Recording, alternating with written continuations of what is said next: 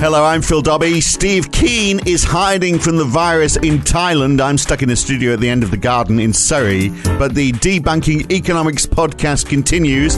We've got a few in the can, so to speak. One recorded last week, just before Steve left Europe, looking at the repair-based economy. Is our buy, throwaway culture sustainable? Is the idea of a circular economy realistic? I thought that might be worth a little discussion as we all get used to very different ways of living these days. That's today on the Debunking Economics podcast. So, Steve, one of the questions we might be left with after this virus that we are in the midst of will be, have we become too reliant on supply chains? I think we talked about that last week when we were talking. Another might be, are we just too reliant on stuff generally? And if we are to look after the planet, do we lose our appetite for goods that we keep for a short while and then throw away? And in which case, why not keep them and fix them, which of course used to be, in more austere times, the way stuff was done. I remember my mum darning socks rather than buying new pair. You wouldn't even entertain the idea of doing that these days.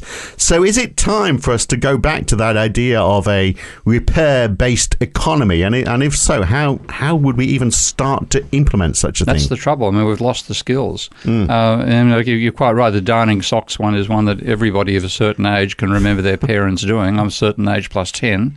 And my father repairing stuff in his own little shop, workshop in the back of the house, back in the garage.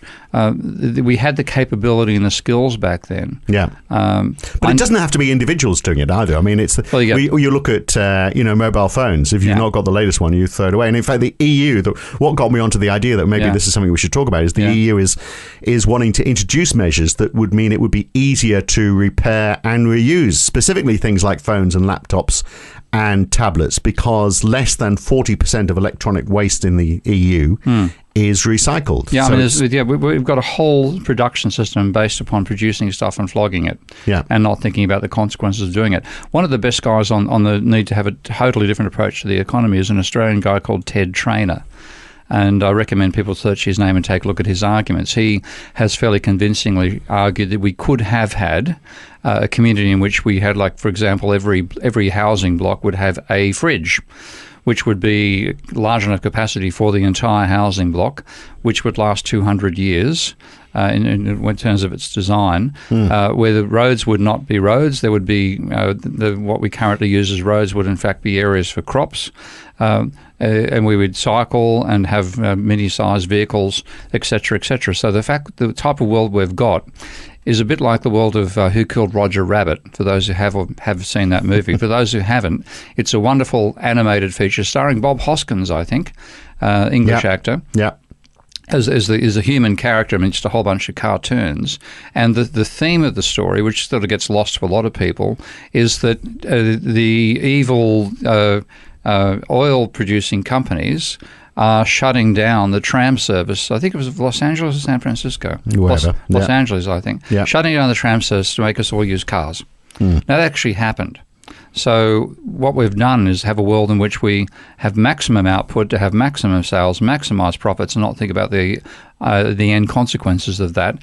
And that was fine at a time which William Bormar once described as the cowboy economy, when there's an enormous amount of unused land in which you can expand.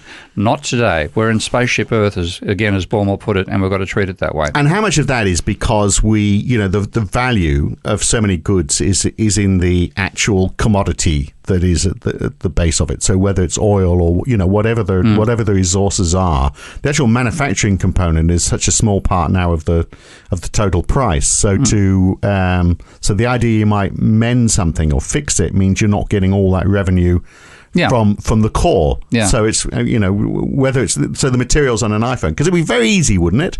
In fact, I'm surprised no one's done it, for somebody to say, well, let's have a mobile phone where if a new processor comes out, okay, I don't know how you fix that, but you take out the old one and stick the new one in. There is actually one, I can't remember the design, but there is one phone that has been designed along those lines. Right. Everything is removable and replaceable. But one of the... That's a big improvement, isn't it? It's also a big increase in size. It's the whole idea of these tiny but very powerful and sexy-looking phones is dependent upon the entire thing being a single unit.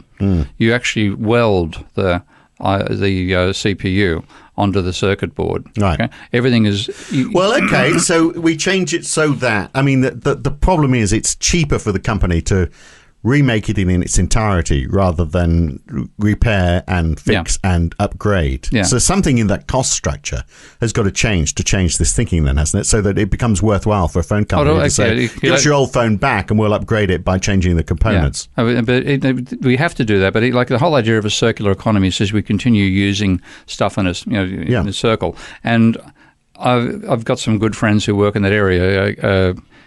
Kate Raworth, of course, with the idea of the donut economy. Her vision of the economy is a donut. So you don't want to be in the center or outside the donut. You want to be inside, and that means from the inside out, you're getting sufficient resources for everybody. From the outside in, you're within planetary boundaries.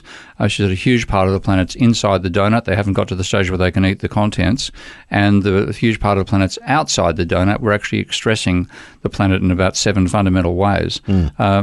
It's seeing the economy behaving the same way. Ken Webster, who's one of my patrons, hi Ken, is a strong component of the circular economy. I once made a negative remark about that because my instant thought about the idea of a circular economy is a circle is something that doesn't move. Okay? A circle just stays there. I would rather, and I've said this to Kate as well, change to saying we should talk about the wheel economy. Because a wheel, first of all, is humanity's first great invention.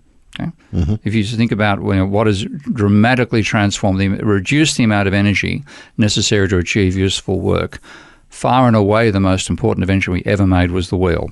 Secondly, a wheel doesn't turn unless somebody pushes it. Right. Okay. So your argument there, just so I'm getting this right, so circular, I mean, the thinking behind a circular economy is that it's self-contained, basically. Yeah. You're not pulling anything out, and you're not pulling anything in. It's just the way the environment operates. That nature is no, it's not the way the environment operates, because the environment needs energy coming in from the outside. Right. So that's why I said a wheel economy is a better vision, because wheels don't turn unless you push them. Wheels have got a rim, so you can be inside the rim or outside the tyre, the same sort of thing as a donut. That's the vision I want people to have of the economy. It's a wheel. It has to be pushed. Okay? And again, pushing it involves energy and involves waste. And therefore you have limits to what you can do overall. So the idea of a circular economy implies we can continue reusing everything. That defies what's called the second law of thermodynamics. There has to be waste. If you're going to do useful work, part of your energy has to be wasted unless you're dumping it into a point in the universe which is at 0 Kelvin, absolute zero, and the next law is there is no such waste. But we want to minimise that waste, obviously. We want to minimise the waste. You can't get rid of it, but you do want to minimise it. And so the whole idea of emphasising reuse rather and rebuild and repairing rather than throw away and buy a new one. That is a vital thing. But we've left it probably, again, with 30 or 40 years too late to really do that properly. So if we'd actually done that properly with mobile phones, it might be about maybe twice the weight. Okay. But maybe we could live with that. We could live with it. And you would be just continually changing components as time went on, depending which component matters most to you. I feel as though we might just be at the tip of the iceberg, though, in terms of stuff that we chuck away. For example, building materials accounts for a large proportion of what we find in landfill. So how do we solve this problem of our throwaway economy? If you want to hear this podcast in full, then you need to subscribe at debunkingeconomics.com or become a supporter of Steve Keen on Patreon. Go to patreon.com/Prof Steve Keen. If you support him or become a subscriber, then you get access to the full version of this podcast and about 200 other ones as well. So if you've got a bit of spare time on your hand and you want something to listen to, become a subscriber or a supporter. We'll see you back here again very soon. Thanks for listening.